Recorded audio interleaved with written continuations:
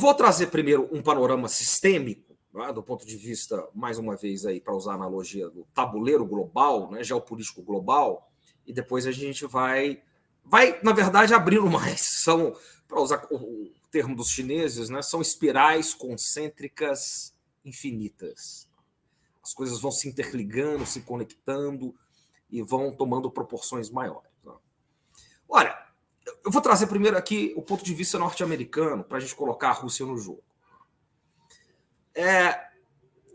O governo Biden, que vai ter eleições ano que vem, nós estamos vendo aí toda a caçada ao Trump e ao trumpismo, né?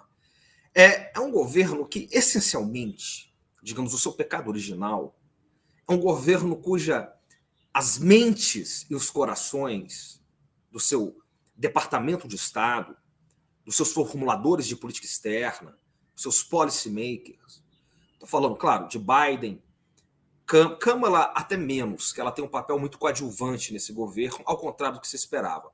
Blinken, Sullivan, Victoria Nuland, Robert Kagan, que é uma das mentes que está por trás desse governo, não?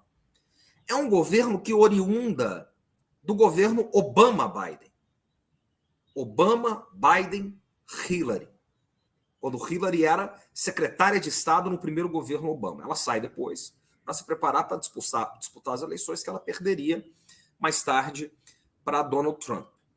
Perderia não em números de votos, né? Perderia pela grande democracia norte-americana e seu sistema eleitoral democrático exemplar. Mas o fato esses, digamos, para usar aqui um jargão de Maria da Conceição Tavares, né, a grande economista desse país, esses meninos que lá estão, eles são frutos do obamismo. Obamismo barra clintonismo. Obamismo, bidenismo, clintonismo. E são frutos do clintonismo, na verdade, dos anos 90. Aqueles que não trabalharam na administração Clinton e voltaram no governo Biden, e agora, desculpa, no governo Obama-Biden, e agora não estão no governo Biden-Kamala, eles são frutos daqueles que ali estiveram no governo Hillary. São frutos de Madeleine Albright. São frutos daquelas mentes, que são discípulos de Brzezinski. Por isso eu comecei dizendo aqui sobre Brzezinski. E eu vou fechar aqui agora.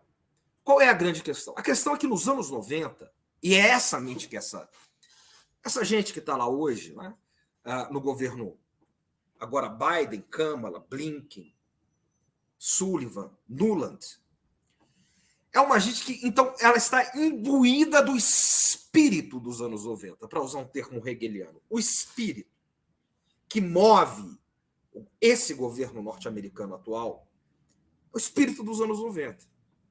Que é um pouco diferente do que foi o trumpismo. Hein? Eu não vou entrar nisso aqui agora, porque senão a gente não vai sair nunca desse assunto.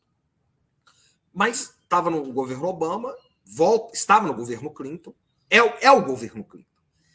Porque é o espírito de uma época. Volta no governo Obama e está no governo Biden, que é o triunfalismo norte-americano. Se tem um período que os Estados Unidos acreditaram numa ordem unipolar, foi nos anos 90. Que a Rússia estava prostrada, nos anos Yeltsin, nós vamos falar aqui, foi a década de humilhação russa, e que a China ainda não era o que ela é. Ela caminhava para se tornar a grande superpotência, enfim, econômica, geopolítica, geoestratégica que ela era, e a Rússia se tornar novamente uma potência militar e geopolítica como ela se tornou. Então, não havia contrapesos. E eu fecho aqui, quer dizer, imagine só, vou fechar com essa pequena ilustração, né? O Império Romano, porque essa é a característica que eles voltam a estudar nos anos 90. Eles não comparam os Estados Unidos com a Inglaterra vitoriana, da era vitoriana, a Inglaterra hegemônica do século XIX. Eles não comparam com a França napoleônica, que almejava. Eles não comparam com a Holanda do século XVII, com as suas rotas comerciais. Eles vão comparar os Estados Unidos com o Império Romano. Joseph Nye, no Paradoxo do Poder Americano, ele abre dizendo o seguinte, abre aspas, desde o Império Romano, nunca uma nação se elevou tão acima das outras, fecha aspas. Você imagina, quer dizer, Roma, quando voltava de uma grande vitória, por exemplo, contra Cartago, tinha aqueles grandes desfiles. Esse é o espírito dos anos 90. Tinha aqueles grandes desfiles romanos.